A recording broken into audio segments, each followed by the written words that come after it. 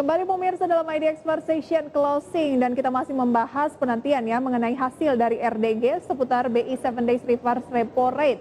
Nah, BI 7 Days Reverse Repo Rate ini pemirsa ditetapkan setiap bulan melalui rapat anggota Dewan Gubernur dengan mempertimbangkan kondisi perekonomian baik di Indonesia maupun situasi perekonomian global secara umum. Januari lalu, Bank Indonesia mempertahankan suku bunga acuan BI 7 Days Reverse Repo Rate di kisaran 3,75%. Lantas, apakah bulan ini BI akan mempertahankan atau justru menurunkan guna menjaga stabilitas ekonomi? Kita simak grafisnya berikut ini.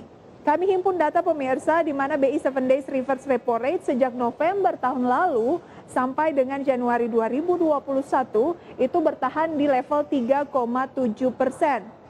Sementara BI 7 Days Reverse Repo Rate Februari 2021 ini yang masih kita nantikan. Informasi dari Bank Indonesia nanti biasanya akan dirilis di sekitar pukul 1 atau 2 siang waktu Indonesia Barat.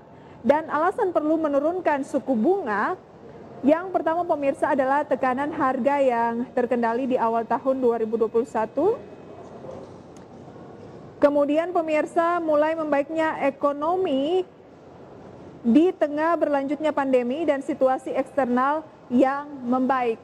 Itu adalah faktor-faktor ataupun alasan perlu diturunkannya suku bunga. Memang banyak yang berharap suku bunga kembali diturunkan, namun banyak juga yang menilai sebaiknya ditahan di level 3,7% seperti periode November hingga dengan Januari kemarin, pemirsa.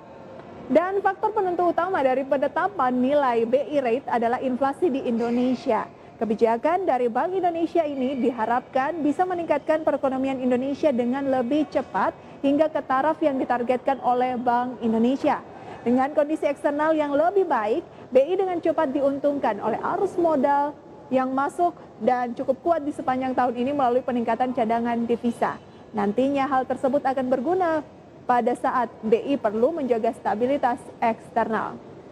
Dan kita beralih ke grafis selanjutnya, di mana keinginan rumah tangga pemirsa ya, dan juga usaha untuk melakukan belanja dan investasi juga tergantung dari suku bunga perbankan yang turut diatur oleh Bank Indonesia. Lantas, bagaimana keadaan suku bunga kredit bank saat ini? Kita simak grafisnya berikut ini. Dapat Anda saksikan pemirsa ya, kalau dari segi KK ini trennya terus menurun dari 11,16 sampai ke 10,97. Kemudian KMK maupun KI juga demikian pemirsa. Rata-rata ini adalah rata-rata suku bunga kredit Juli hingga Desember 2020. Iya, suku bunga kredit bank sudah turun seiring tren pemangkasan pemirsa dari suku bunga acuan dan juga simpanan. Namun laju penurunan bunga kredit perbankan belum secepat yang diprediksi. Tidak adanya permintaan atau karena ekonomi memang dalam keadaan lesu dan suku bunga terlalu tinggi sebabkan penyaluran kredit perbankan tahun lalu mengalami kontraksi alias pertumbuhan negatif. Namun masih ada ruang yang sangat terbuka lebar bagi perbankan untuk menurunkan bunga kredit. Hal tersebut akan terlihat mungkin jika dirangsang dengan menurunkan suku bunga acuan yang bisa memangkas biaya dana perbankan. Sementara itu pemirsa, penjualan perumahan sepanjang 2020 tercatat menurun. Hal tersebut seiring dengan pandemi dan naiknya suku bunga kredit perbankan. Lantas, seberapa besar penurunannya? Kita simak grafis selanjutnya.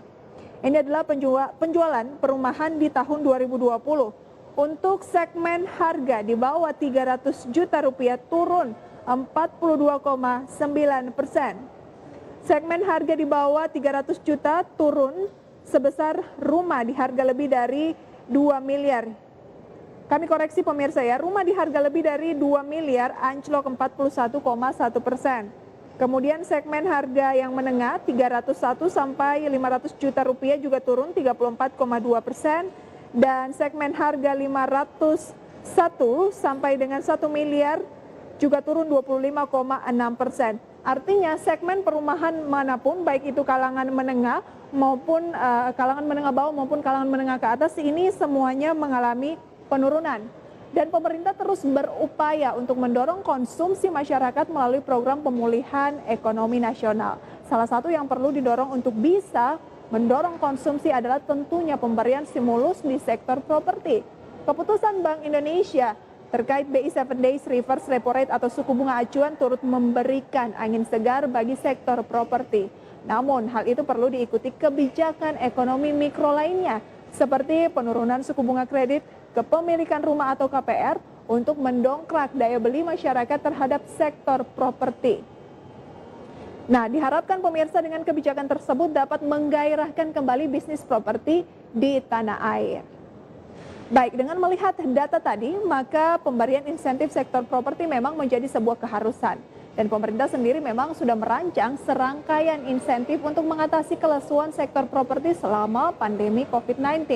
Berikut pemirsa, kita simak stimulus sektor properti.